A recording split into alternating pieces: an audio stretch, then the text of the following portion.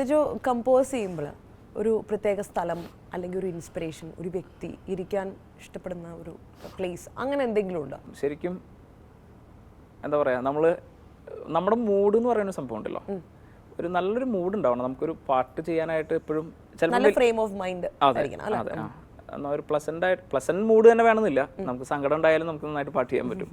അപ്പോൾ ഏതാണ് ഒരു പാട്ട് ചെയ്യാനായിട്ടുള്ള സിറ്റുവേഷൻ എന്താണെന്നുണ്ടെങ്കിൽ അതിനനുസരിച്ച് ഒരു മൂഡ് ഉണ്ടാവണം. അല്ലെങ്കിൽ നമ്മൾ ആ ഒരു മൂഡ് ഉണ്ടാക്കാനായിട്ട് ശ്രമിക്കണം നമ്മൾ.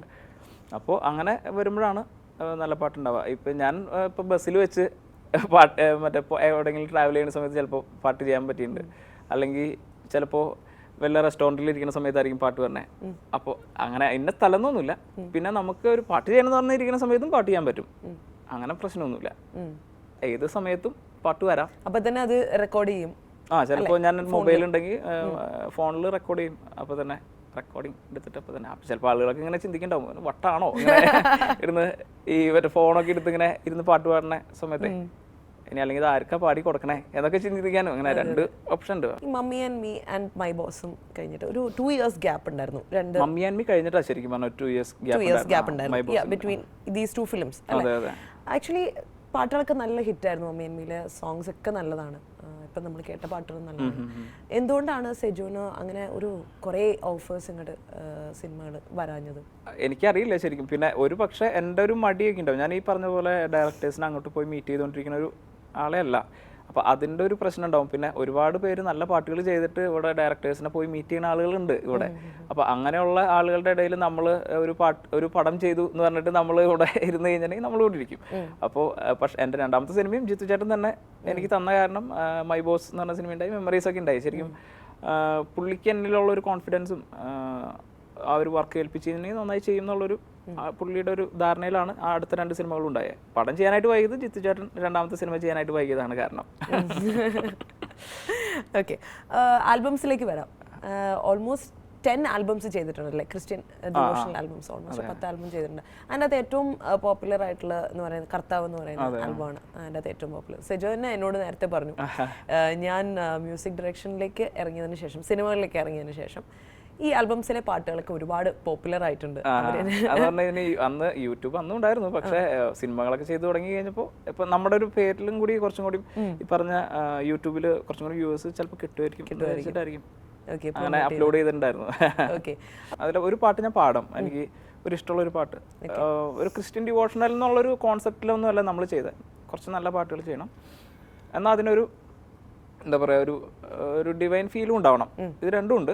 ദൈവത്തോടുള്ളൊരു സ്നേഹം എന്നുള്ളൊരു കോൺസെപ്റ്റിൽ ചെയ്തൊരു പാട്ടുണ്ട്. അത് ഒരു മതത്തിൻ്റെ പേരിലും അല്ല, ദൈവത്തിനോടുള്ളൊരു സ്നേഹം എല്ലാവർക്കും.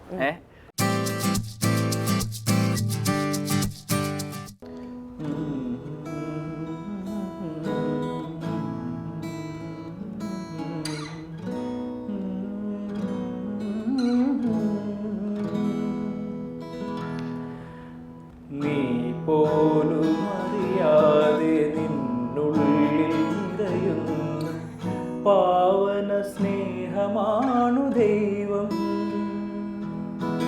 നീ പോലും കാണാതെ നിൻ കണ്ണിൽ വിരിയുന്ന നക്ഷത്രദീപമാണു ദൈവം. നീ പോലും അറിയാതെ നിന്നുള്ളിൽ നിറയുന്ന പാവന സ്നേഹമാണു ദൈവം.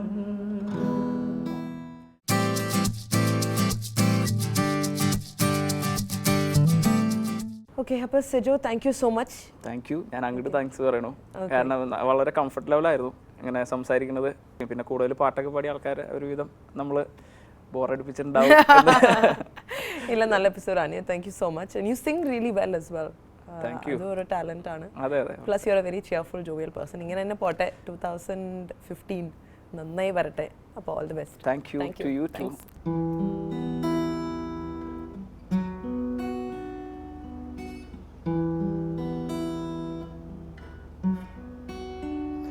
തീരയും തീരവും മൊഴിയും മൗനവും പകലും ഇരവും അകലെ പോയി മറയേ